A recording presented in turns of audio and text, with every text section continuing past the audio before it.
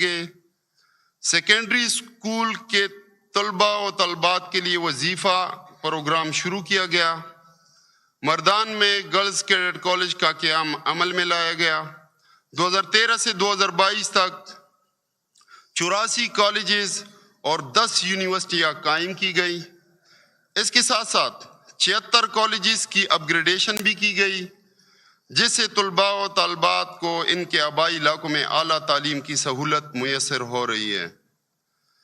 ضم شدہ اضلاع میں کیڈٹ کالجز قیام سے دہشت گردی سے متاثرہ علاقوں کے طلباء کو اعلیٰ تعلیم کے مواقع میسر ہو رہے ہیں۔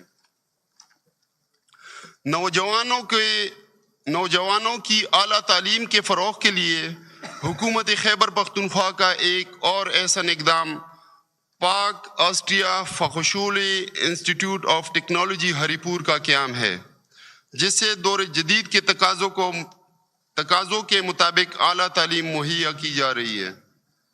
جناب اسپیکر، امن و امان اس صوبے کا سب سے بڑا مسئلہ رہا ہے۔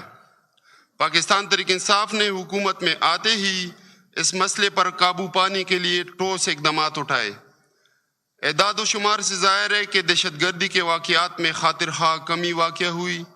امن و امان کی بحالی میں سب سے اہم شعبہ پولیس کا ہے، جس کو خصوصی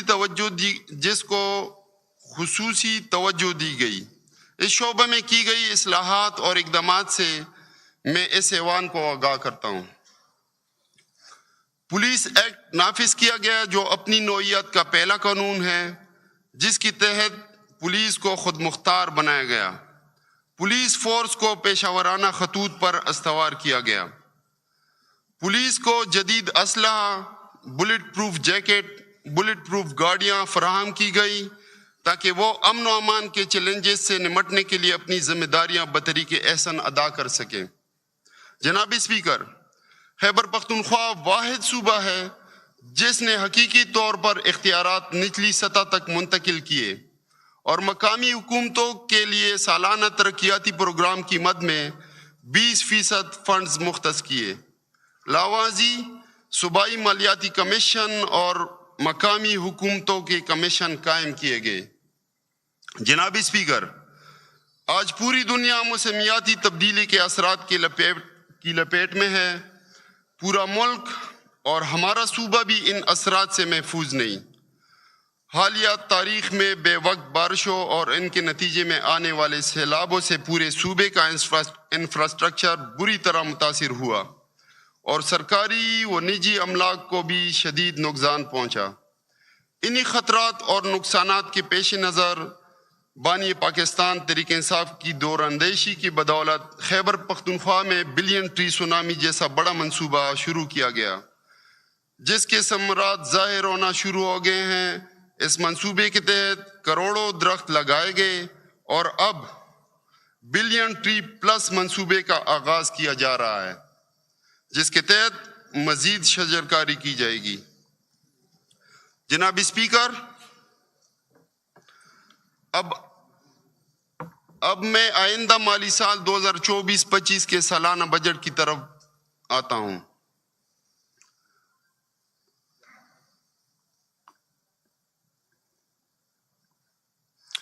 جناب اسپیکر، بجٹ کی تیاری کے دوران صوبائی حکومت نے پالیسی پر مبنی بجٹ سازی کے رجحان کو مد نظر رکھا۔ فنانس ڈپارٹمنٹ نے محکمہ منصوبہ بندی و ترقیات کے ساتھ مل کر تمام محکمہ جات کی مشترکہ جائزہ اجلاس منعقد کیے اور بجٹ میں عوامی خدمات کی فراہمی کو بہتر بنانے پر خصوصی توجہ مرکوز کی۔ اس بجٹ میں صوبہ کی معیشت کی ترقی کے لیے کاروباری و صنعتی طبقے سے بھی مشاورت کی گئی۔ وزیر اعلیٰ خیبر پختونخوا علی امین خان گنڈاپور کی ہدایات کی روشنی میں سماجی تحفظ، امن و امان، روزگار اور اقتصادی ترقی کے منصوبوں کے لیے خطیر فنڈز مختص کیے گئے۔ جناب اسپیکر، بجٹ کی تیاری میں محصولات انتہائی اہم کردار ادا کرتے ہیں۔ اگر میں یہ کہوں کہ بجٹ کی ابتدا آمدن سے ہوتی ہے تو غلط نہ ہوگا۔ جناب اسپیکر، آمدن کے دو حصے ہیں، ایک تو وہ ہے جو کہ صوبہ خود کماتا ہے اور دوسرا وہ جو وفاق سے مختلف مدوں میں محاصل کی صورت میں آتا ہے۔ ان محصولات میں زیادہ حصہ وفاق سے صوبے کو ملنے والے ترسیلات پر مشتمل ہے۔ جناب اسپیکر، میں اب اس معزز ایوان کو وفاق کی ذمہ واجب الادا محاصل کی بابت آگاہ کرتا ہوں۔ ان میں پن بجلی کا خالص منافع، رائلٹیز، NFC شیئر میں ضم شدہ اضلاع کے لیے مقرر کردہ رقوم میں کمی اور ونڈ فال لیوی وغیرہ شامل ہے۔ جناب اسپیکر، ضم شدہ اضلاع کے لیے NFC ایوارڈ میں واجب الادا حصے کا ذکر از حد ضروری ہے۔ سابقہ قبائلی اضلاع کے خیبر پختونخوا میں انضمام کے بعد اب تک NFC ایوارڈ کے تحت ضم شدہ اضلاع کا سالانہ حصہ 262 ارب روپے بنتا ہے، تاہم صوبے کو اس ضمن میں صرف 123 ارب روپے ملے ہیں، جس کی وجہ سے خیبر پختونخوا کو 139 ارب روپے کے سالانہ خسارے کا سامنا ہے۔ جناب اسپیکر، پن بجلی کے خالص منافع کی مد میں وفاقی حکومت طے شدہ فارمولے کے تحت صوبے کو رقوم کی ادائیگی کی پابند ہے، لیکن ہر سال صوبے کو واجب الادا رقم اپنے حصے کے مقابلے میں کم ملتی ہے۔ وفاقی حکومت کی طرف سے واجبات کی بروقت ادائیگی نہ ہونے کی وجہ سے پن بجلی کے خالص منافع کی مد میں صوبے کے بقایا جات 78 ارب سے تجاوز کر گئے ہیں۔ علاوہ ازیں CCI یعنی کونسل آف کامن انٹرسٹ سے منظور شدہ AGN قاضی فارمولے کے تحت 30 جون 2024 تک 1800